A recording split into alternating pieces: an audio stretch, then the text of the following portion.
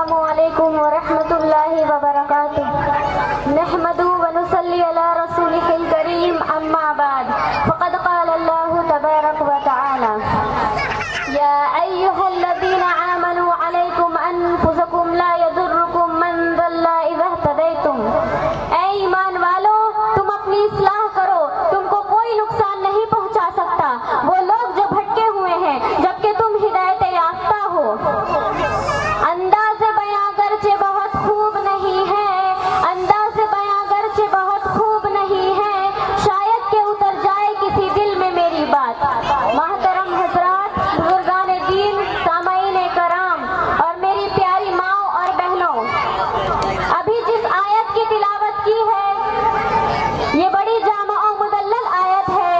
یہ آیت ہم سب کو ایک اہم پیغام دیتی ہے کہ اس دنیا میں رہنے والا ہر انسان سب سے زیادہ اپنے کو بنانے، سنوارنے اور سدھارنے کی فکر کرے۔ ہر آدمی کو پہلے اپنا محاسبہ کرنا چاہیے، اپنے اعمال کا جائزہ لینا چاہیے، اپنے کردار کو پرکھنا چاہیے اور اپنے حالات پر غور کرنا چاہیے اور دیکھنا چاہیے کہ میرے اندر کوئی ایسی خرابی یا برائی تو نہیں جو اللہ کے نزدیک غیر پسندیدہ ہو اور رسول اکرم صلی اللہ علیہ وسلم کی شریعت و سنت کے منافی ہو۔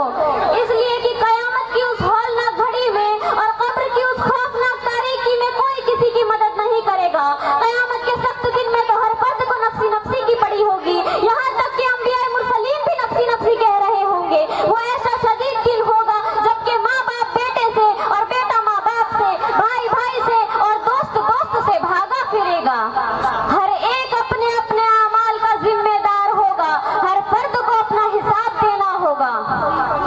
اللہ تعالیٰ نے اعلان فرما دیا ہے، کوئی کسی کا بوجھ نہیں اٹھائے گا، کوئی کسی کی مدد نہیں کرے گا۔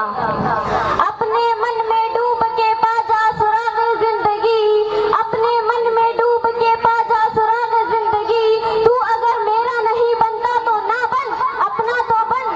برادران اسلام، قرآن کریم اپنی فکر کرنے، اپنا محاسبہ کرنے کی بار بار تلقین کرتا ہے۔ ارشاد خداوندی ہے، اے ایمان والو، اللہ سے ڈرو اور ہر جان جائزہ لیں کہ کل قیامت کے دن کے لیے اس نے کیا بڑھایا۔ پھر کہہ رہے ہیں اللہ سے ڈرو، بے شک اللہ جانتا ہے جو کچھ تم کرتے ہو۔ برادران ملت اسلامیہ، اللہ تعالیٰ نے دوسری جگہ ارشاد فرمایا ہے، اللہ نے کسی جان کو اس کی طاقت سے زیادہ کا مکلف نہیں بنایا۔ جس نے جو اچھا عمل کیا اس کا ثواب اسی کو ملے گا اور جو برا عمل کیا اس کی سزا اسی کو ملے گی۔ بہرحال ہر آدمی کو پہلے اپنی فکر کرنی ہے، اپنے کو اسلامی تعلیمات اور قرآنی احکام سے ڈھالنا ہے اور اس کے ساتھ ساتھ اپنے اپنے اعمال کا جائزہ لیتے رہنے کا حکم ہے۔ یہ تو ایک بدیہی اور واضح چیز ہے کہ جب انسان کاروبار کرتا ہے، تجارت کرتا ہے تو اپنی کمائی کا حساب کرتا ہے کہ کتنا نفع ہوا اور کتنا نقصان ہوا، اور نفع ہوا تو کس لیے اور نقصان ہوا تو کیوں ہوا۔ یہ تو اپنی ابدی زندگی کے حسن و قبح کا معاملہ ہے، جنت و دوزخ میں ہمیشہ ہمیش کے لیے جانے کی بات ہے۔ عزیزان ملت، آج ہمارا یہ حال ہے کہ اپنی کوتاہیوں، برائیوں، خرابیوں، بدعمالیوں کا جائزہ لینے کے بجائے اپنی بربادی کا الزام دوسروں کو دیتے ہیں، اپنے اندر کی خرابیاں دور کرنے کے بجائے دوسروں کے عیب تلاش کرتے ہیں، اپنی بڑی بڑی برائیاں